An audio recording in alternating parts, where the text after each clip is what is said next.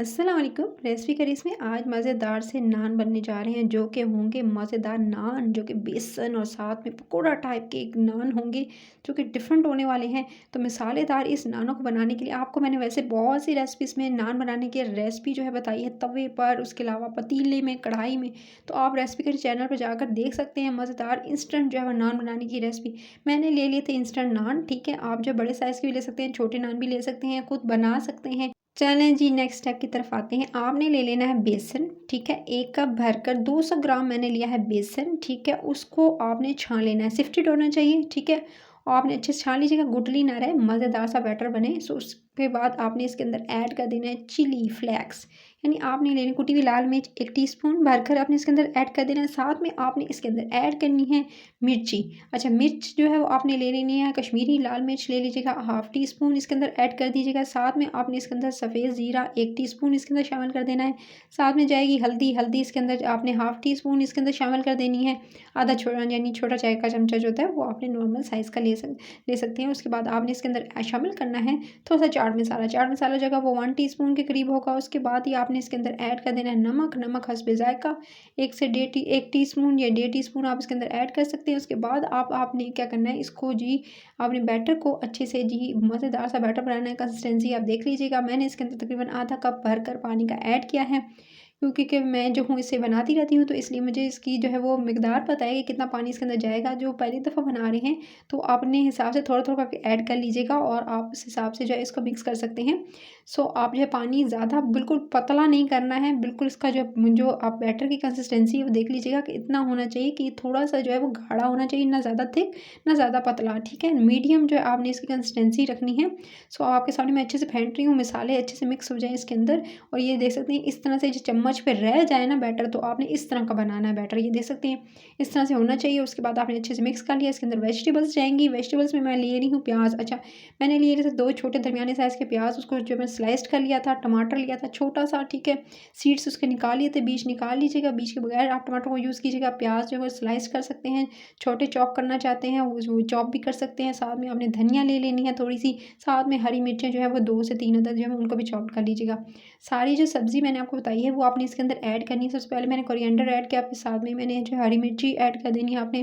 साथ में आपने जो प्याज बनाए थे वो भी शामिल कर दीजिएगा इसके अंदर। प्याज़ों को शामिल कर लेने के बाद फिर मैंने क्या किया था, इसके अंदर जो है वो आखिर में आपने टमाटर, याद रखें टमाटर जो है वो उसके बीज निकाल लीजिएगा। उसके बाद आप इसको शामिल कीजिएगा। ये सारी की सारी जो है आपने सब्ज़ी इसके अंदर शामिल कर दी। और उसके बाद शामिल कर लेने के बाद फिर आपने क्या करना है, इसके अंदर 1 से 2 चीज़ें और ऐड करनी है। आपने ले लेनी थोड़ी सी अजवाइन, ठीक है, वो आपने हाफ़ टी स्पून इसके अंदर शामिल करनी है। साथ में आपने इसके अंदर जो साबित वाली धनिया होती है ना, ठीक है, साबित धनिया जो है वो आपने ऐड कर देनी है इसके अंदर। तकरीबन 1 से 1.5 टीस्पून भरकर आप इसके अंदर शामिल कर दीजिएगा। फिर उसके बाद आपने क्या करना है, इसको बहुत अच्छे से आपने मिक्स करना है। ये देख सकते हैं मैं आपके सामने इसको बहुत अच्छे से मिक्स कर रही हूँ। और इसको बहुत अच्छे से जो है वो अब सब्ज़ी जो है वो ऑटोमेटिकली अपना पानी जो है वो छोड़ती है, ठीक है। तो आपने इसको इंस्टेंट बनाना है और यानी बनाकर आपने बैटर को रख नहीं लेना है। और इसके अंदर पानी जो है कि मकदार है वो ज़्यादा मत कीजिएगा, नहीं तो बहुत रनी हो जाएगा। सो आपने इतनी थिकनेस इसकी रखनी है, यानी इतनी कंसिस्टेंसी होनी चाहिए, इतनी थिकनेस होनी चाहिए कि ये बिल्कुल बैटर ये दे सकते हैं कि ना पतला है ना गाढ़ा है, बिल्कुल अच्छे से परफेक्ट इसकी जो है वो बननी है। ये फिलिंग यानी ये जाएगी ऊपर, जाएगी टॉपिंग पे जाएगा ये। सो आपने क्या करना है, सबसे पहले नान लेने हैं, उनको नान को आपने पानी में, ठीक है, नीम गर्म पानी के अंदर डालकर आपने सॉफ्ट कर लेना है। नीम गर्म पानी होना चाहिए, ना ज़्यादा गर्म होना चाहिए ना ठंडा होना चाहिए। आपने सिर्फ नीचे से जो है वो यानी एक साइड से जो है वो आपने सॉफ्ट कर लेना है। इसी तरह से पानी के अंदर डालकर मैंने तकरीबन 2 मिनट, ज़्यादा टाइम नहीं देना है, बिल्कुल सॉफ्ट हो जाएंगे। 2 मिनट पानी में रखना है और उसके बाद आपने इनको निकाल लेना है, ठीक है। सिर्फ और सिर्फ 2 मिनट्स दीजिएगा नानों को। और पानी से निकाल लेने के बाद इंस्टेंट आपने इनके ऊपर मसाला लगाना है, जो आपने मसाला रेडी किया था, ठीक है, बेसन वाला, वो सारा मसाला आप इसके ऊपर लगाएंगे। आपको पकौड़ों की ज़रूरत भी नहीं पड़ेगी गाइस। ये मज़ेदार स्नैक्स आप इसको शाम की चाय के साथ भी ले सकते हैं, साथ में आप इसे सुबह नाश्ते में भी ले सकते हैं। अगर दिन में सालन का दिल नहीं कर रहा बनाने का, तो दिन में भी इसको तल के खा सकते हैं, यानी बहुत मज़ेदार आप 3 इन 1 2 इन 1 रेसिपी कह सकते हैं।